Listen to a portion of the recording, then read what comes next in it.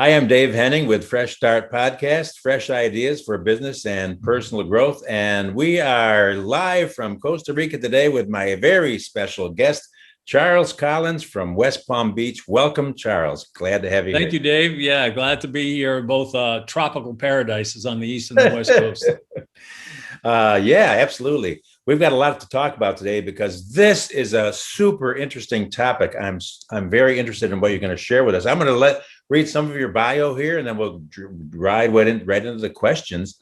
You are a best-selling author of Lifecraft book series available on Amazon. You are a producer of the companion Making a Masterpiece of Your Life audio collection, and a publisher, Life Masterpiece Journal, available on medium.com. Your topic is called The Way of Craftsmanship. I love that. Handed down over centuries. This is the way everything was done over the centuries, as you're talking about here. Master craftsmen and craftswomen around the world would teach their craft, and it would be passed down from generation to generation. So universal principles of excellence, I'm all about that. I'm on it for sure. A high level of skill in any endeavor, from personal, professional development, managing your business, your household, and improving your parenting skills. Good stuff. So welcome, Charles, once again. That's just a snapshot of all the things you've created, and I'm so grateful to have you with me today. Share with us, if you would. Yeah, tell us a little bit about where you're from, where you came from, and how you developed into this. Well, I'm from the United States, and like most parents, when I started my family, you wanted to be the best that you could in the time you had available, which was usually part-time. After working all day long, you had a few hours at the end of the day. And one day, when my daughter was about 6 years old, it really started occurring to me after she started asking some adult questions. Why am I here, Dad? And all of these fun things. It started to occur to me that there were certain things that we had available to teach her, that she was going to get through the institutions and structures of the towns and the communities in their schooling. And then there were the things anecdotally that we could teach her as a mom and a dad, or parents, caregivers, however that is. But it really started to strike me that, there was a big hole there of a lot of different skills that I thought, even though I couldn't name them all, that really weren't on the table. And that she was getting more of a less like a limited view of what she was going to have to learn for life. And I started taking it upon myself to think, well, if there were an ideal curriculum, what would that curriculum look like, for a kid, not just what they're going to teach them in fourth grade. So I started looking around for that. Had anybody invented a life curriculum? And that sounds weird, but I thought, well, maybe someone has, And sure enough, I came across a couple of folks that, the earliest one I found was like back in the 1800s. But when I started looking into them, they were really kind of promoting a very particular worldview, a particular cultural framework or a particular religious or spiritual path. And I thought, well, okay, I researched, I studied, but I'm thinking about something else. And the something else was, how come all of our schooling is structured and we have topics to learn and we have levels and grades to go through? And then when we start getting to our higher education and we start getting more advanced and we start getting to trade schools or colleges or wherever, we continue this kind of development in a very nicely structured way with levels of progress and then, training, and then they test you to see if you're good at what you're supposed to be doing and so forth. And I thought, well, how come all the other stuff in life is left out of that structure? How come there's no framework for everything else? And I started to ponder that, and the end result was it put a bee in my bonnet, and it ended up making me go through the creating of a framework based on the way that crafts and trades and professions have been taught for thousands of years, boiled it all down, and it came up with the way of craftsmanship as the way to approach working life. Oh, yeah. And I mentioned that I was super excited about this topic because, just for example, my father was a machinist. up in Rochester, New York, worked for Bausch and Lomb as a machinist, and he was working three jobs, evenings and weekends and different places, and he eventually had this desire to become a school teacher, and he qualified himself to teach at a vocational technical high school. Guess what? Machine shop, and that was in the way back in the origins of CAD CAM machines with the paper computer cards that you put in a machine for a drill press and a lathe and all that kind of stuff. So yeah, he was greatly appreciated by his students. And then, as I mentioned, both my brothers who migrated to Ohio, they built their companies based on craftsmanship. My older brother built a machine shop for retooling pumps and cylinders for off-road equipment, but he started out in a one-car garage with his elderly next door neighbor teaching him the craft. And he eventually expanded that into a worldwide business. My younger brother was kind of an intern with an electrician at our church and had a fantastic career as an electrical contractor from industrial and commercial and residential and all that kind of stuff. But it was a learned craft experience that was handed down to him over time. Does that make sense? That's wonderful. So let's use those as some examples today. So what I ended up doing over now, it's been 35 years since I've been into this, is that for each one of the examples you just gave us, I read another 1,000 or observed another 1,000 trades, occupations, and professions.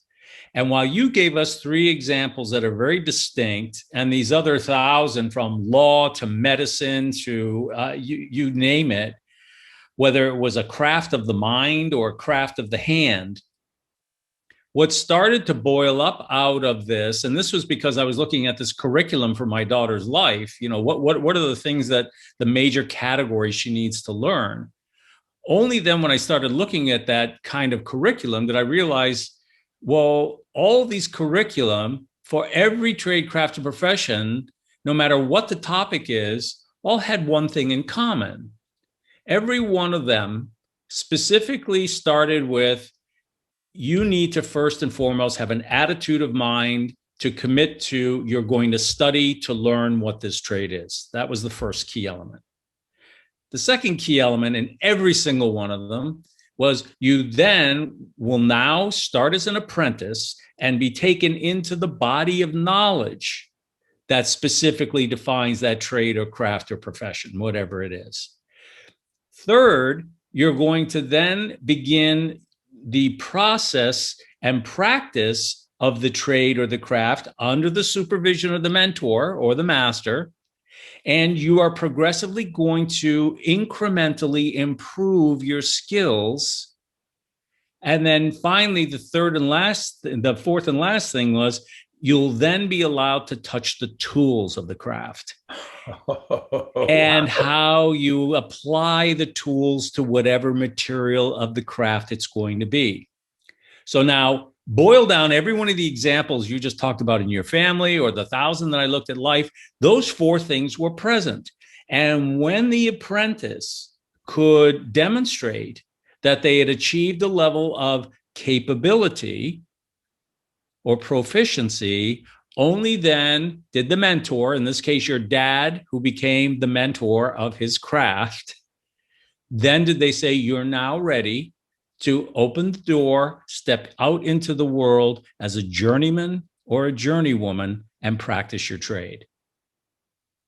Awesome. I don't want to talk about myself too much, but having worked so much in radio, one of my part-time gigs years ago in Charlotte was teaching at the Connecticut School of Broadcasting, and it was a trade school. We had military veterans. We had young people that wanted to, get an internship at a ESPN or a radio station and stuff. So we passed down for myself well over 30 years of knowledge and failures and successes to our students, and some of them have turned out really well. So I'm really proud of my students, but I certainly get it, and I believe in that principle of exactly what you're talking about. That it really spans so many areas. So, what is life as craft? What does that mean?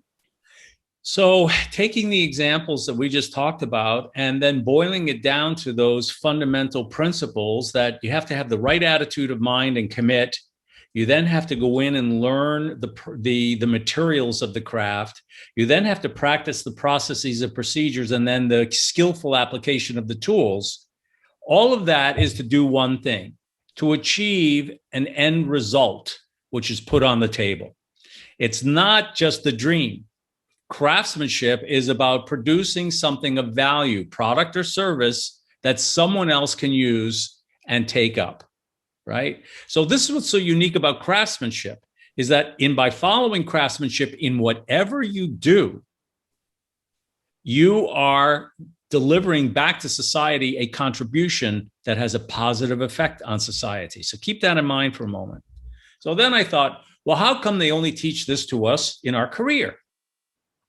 It's too narrow. Why couldn't we look at all these other topics of life, family, where we came from, family heritage, the way we run our home? Is it like a good, well-run workshop or is it a mess, right? How about personal and family finance, which is an important third element that we need to learn? How about the way that we make ourselves? You know, we're always trying to build and improve ourselves. And when we do something really well, we feel good about ourselves. So I started thinking to myself, why couldn't we practice all the topics of life the same way we practice our crafts? With the same attitude of mind, knowing the materials, knowing the processes and the tools. This fundamental recipe, if you apply it to anything you want to do in life, the chances are whatever it is that you want to do, that topic or that skill, the much greater chance of succeeding and feeling good about it than flying by the seat of your pants intuitively and smashing into the wall and trial and error failing all the time. I call that the F by SOP method. That's right. Which you better have some leather pants on if you're going to be flying by the. You better have steel pants on, man. I mean, yeah. Exactly. And too much of our lives is by that process. And I thought to myself, how come one part of our life, we as societies everywhere in the world, teach this same fundamental approach to anything we want to learn that's associated to career or profession or trade, you know, structure, incremental improvement, so forth and so on. Why isn't that same framework or template laid on everything else? Why is everything else fly by the seat of your pants? And I came to the realization, to your question, there is no good reason for it, except nobody ever said you can do it this way as well. Right, exactly. And one of my, one of my many pet peeves that is that they don't exactly teach how to balance a checkbook in high school. But nevertheless, I'm proud of the parents that have taken upon themselves to teach their children practical things about having a savings account, having a checking account, and the things that are that you learn the hard way much later, quite frankly. What I hear you saying is there's definitely a structure going on here, and this is something we can teach and pass along to our children, as well as in a lot of different areas of our life. Am I hearing you right? Exactly right. Well, I was going to say, so the structure, let's start back with your opening, question is how does this start? So that you started talking about some of the elements of the curriculum or the things that my child that I felt needed to learn. You were talking about the financial component of it. Right. So all of this started with, so what, if I were to look at a college or school or university, they give you a catalog and you open it up and there's all the subjects you can learn, right? When you want to go to that college or university, it's all in a nice little book. Yeah. So you know what they have to teach. So I thought, yeah, what about something like that? So that she knows over the course of her life, the kinds of things that can be learned or should be learned, and what are the most important ones to get a foundation. And then the rest of them, you kind of build up incrementally as you start growing through life. So we came up with 5. We call them the 5 elements in the curriculum. The first element is called family and personal heritage. Know where you come from.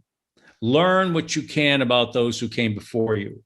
try to acquire the lessons that they left behind, whether it was a story or an artifact like a family heirloom or something like that. And that becomes a part of where you came from and the family that you are. And then there's the present day heritage that you live in. What is it making you? The country you come from, the language you speak, what you hold sacred and dear. Family heritage and personal heritage was element one. So learn that because it really imprints who you are. The second component is as you now start growing and then go on to open your own home and family, is the second element or skill, which is called family and household management, right? A lot of people today, you hear about they fall in love, they get married, and then they crash and burn and they divorce and so forth and so on. Well, what I ended up finding when I studied this, going back thousands of years, is in many cultures around the world, the bride and the groom, it may have been a year or two before they would allow them to marry because they had to make sure a household had been set up. There was a home where the family would be raised, that the bride and the groom had some training about roles and responsibilities of how to run the family. Then they could be married. And I thought, that's clever. You know, they're teaching them success. The third component was family and personal finance, just like you were talking about. We know that if a workshop, like in a master craftsman's workshop, is going to be a successful commercial endeavor, you have to know how to manage the money coming into that household. So why not set that down for your child to start learning, as you were just describing in the early days, but then have that skill to bring into their family when they get older. Very important. The fourth thing that we found in the curriculum was building a masterpiece of your life is about building yourself. So if you're going to make a masterpiece of your life, what are the things that you are practicing about your internal and your external human being to be balanced and happy and skilled, right? So that all requires skills, knowing who you are, where you come from. And then finally, tools, the fifth thing, which was don't pick up tools willy-nilly. In any craftsman's workshop, you can't even touch the tools until you learn how to use them, no matter what the trade. So if you're going to apply tools to your own life, know what they are and use them skillfully, and you'll make a masterpiece of yourself. So you were speaking of tools.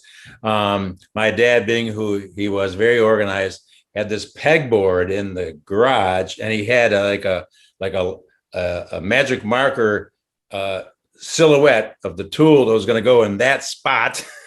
I have met craftsmen like that. So you could always tell, and he could always tell when I borrowed the hammer and didn't put it back either. No, you put it back reversed or upside down and go, or it never got put back or whatever. Or never got put back, right. Yeah, and a craftsman's workshop has to be organized, and that's like your household.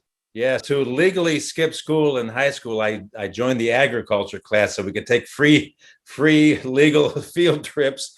And but they taught us things like welding. That's a practical tool I had needed, and small engine repairs. So I took our family lawnmower and tore it apart and rebuilt it, except that I forgot to put new gaskets in, so it had no compression. But it was a learning experience, nevertheless. Now, you just talked about one of the elements. So in family and household management, looking at it the way a craftsman looks at a workshop, and if mom and dad are the master craftsmen and women running the workshop called your household, then how does a master run their workshop? For example, those tools, that lawnmower, are part of the equipment of the workshop of that home, right? Are they maintained? How about the washing machine? How about the car? How about the air conditioning? How about the heating? How about the water heater? You know, you look at all of that stuff and say, wait a minute, I can either neglect it or I can pay attention to it. Well, these lessons that the way of craftsmanship for thousands of years has developed and teaches when you go out into the world and you work in these workshops, we can bring those lessons home. We don't have to invent them. And that's what my journey has been, to uncover those lessons that have been there all the time and say, why make something up new? Let's use the framework that humanity has created for us that works everywhere in the world and kind of reopen our eyes to something that's right in front of us. I've been to places around the world that I'm going to kind of throw in this comment and see your reaction, where certain countries that I've been to, who will remain nameless, let's just say for now, that they have no concept of preventive maintenance. So if there's a tractor and it breaks, they didn't think about where am I going to get the parts to fix this thing. When you mentioned the washing machine and the things around the house that we need to take care of, how does that even fit into our conversation here today? Preventive maintenance. It's exactly what I'm saying. It's exactly the point. When you begin to think about this idea that life can be practiced in its entirety as a craft, that there's structure, and that you approach it the way a craftsman or craftswoman is taught to approach their trade or occupation, with focus and good processes and skillful use of tools, then if you understand, which my work is about, the history of what happens is, in most trades, occupations, and professions, when you become a master, like your dad, when you become a master of that trade, only then did the guild allow you the opportunity to petition or request to open your own workshop, because you first had to prove that you were a master in your trade. Yeah. And in order to open your own workshop meant you were going to have a commercial enterprise, but you're also going to be a mentor, right? Yes, of course. So when people would enter into a workshop, they were taught before anything. An apprentice couldn't even touch the tools until they knew what the tools were for. They then saw other journeymen and journeyman masters working with those tools. And over time, they began practice exercises in how to use the tool. Now, here's the key. They would never, in the way of craftsmanship, abuse those tools. They would never put them out of place or not return them back to the pegboard where they belonged. In the craftsman's way, which your dad was, you specifically had a process and a way of doing things because there was a reason for it, not just an arbitrary reason. There was a reason. Those tools are your livelihood. So now go back and talk about preventive maintenance. Do you think that they would oil those tools, clean those tools, take care of? Of course they would. So why don't you do that to the chimney? Why don't you do that with the water heater?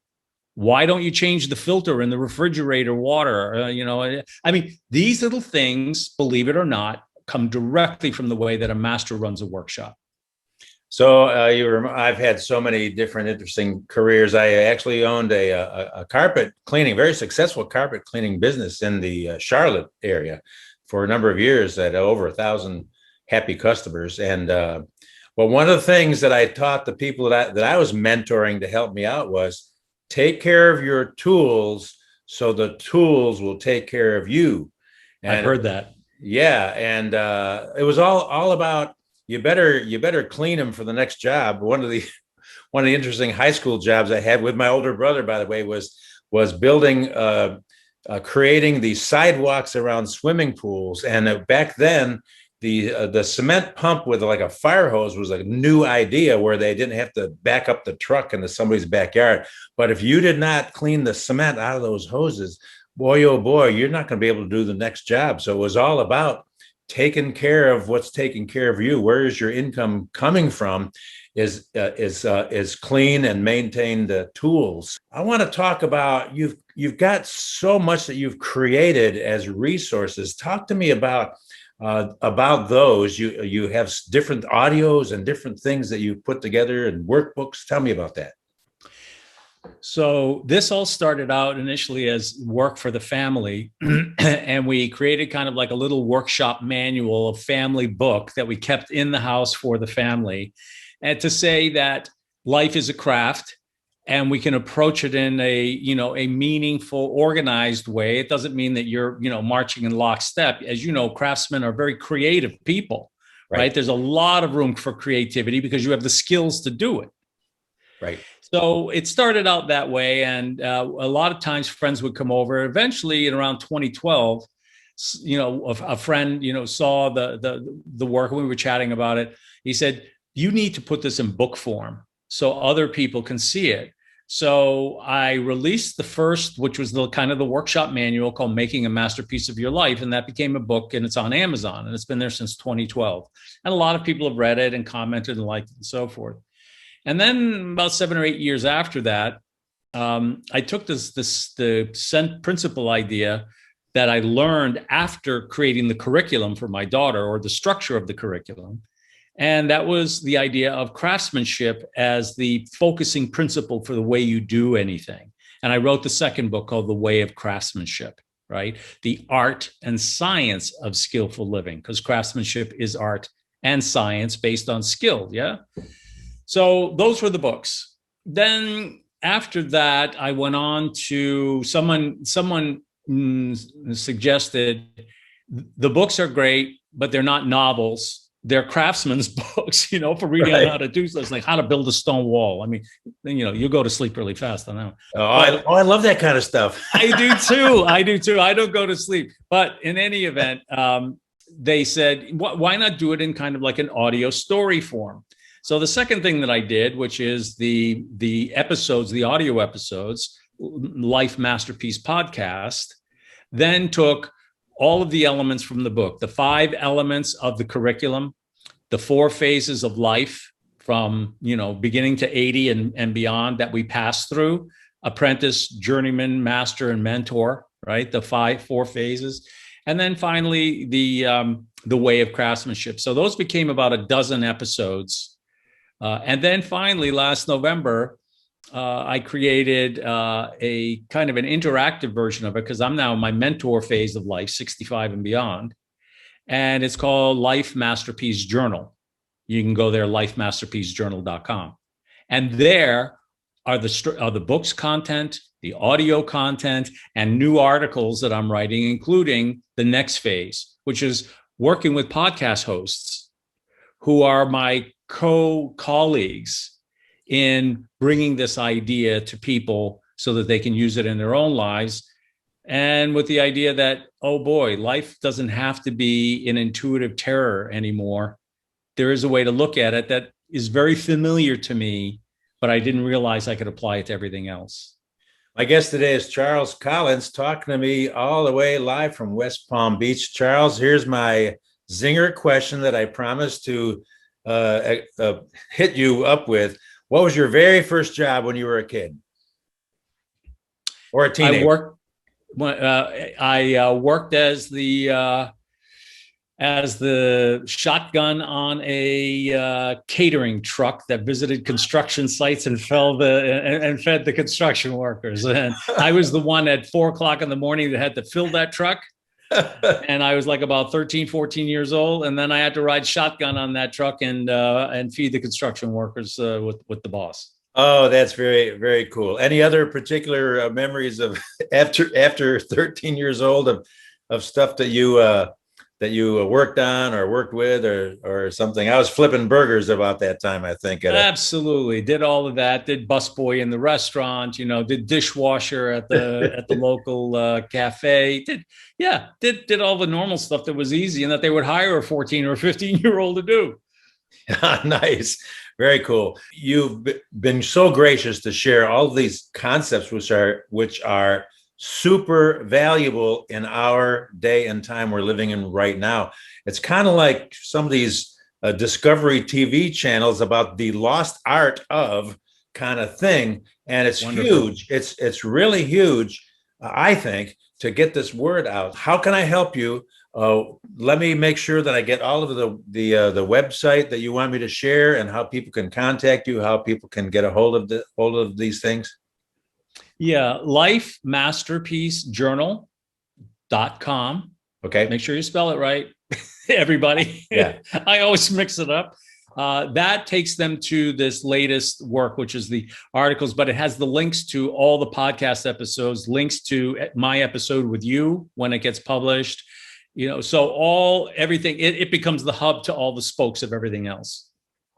Excellent. And the other books are available on Amazon, and the audio is on Audible, or where is that?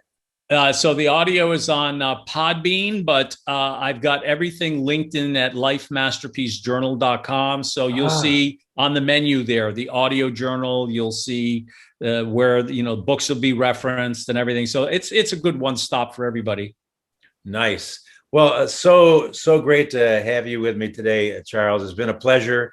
And anything else you'd like to share with our listeners before? I did want to say I liked the point that you made about there is an excellence that can be had. Let me ask you one kind of last question. How did your daughter receive this, by the way? Was she open to it? Did she feel threatened or was she open to it? No, because when I did the work, part of the work she received it very well was us like going to the library on Saturday, and she's only like 8 years old by now, and saying, "Hey, honey, what what do you want to see? Go pull a book off the shelf." And she would pull something, and I said, "What interests you about that?" She'd say, "Oh, I like this, Dad," or "What's that about?" And I started to see topics Ah, popping up. So my job then, when she wasn't there, was to go back, look into these books and create a one-page introduction to the topic. And ah, when I finally put that into the larger kind of three-ring binder, it was nice and pretty. And I said, "Here, honey, here's all the things we've been looking at." It was kind of like, "Oh, okay, Dad." But I never made her open it, or I never sat her down, and it was there, it was on the table, and she knew what it was. that's fantastic. Anything else you'd like to share before we wrap things up here, Charles? Just for everybody, if you've been listening to, Dave's family history and all the craftsmen, including himself, and something you've done in your life, recognize that that fundamental thing that you had to study and practice and learn is the way of craftsmanship. And you can apply that to any topic or subject in your life and make a masterpiece of your life. Outstanding. Thanks again for being here, Charles. I'm Dave Henning with the Fresh Start Podcast, and my guest once again has been the awesome Charles Collins with a message for today. So thanks for being with us, Charles. Thank you.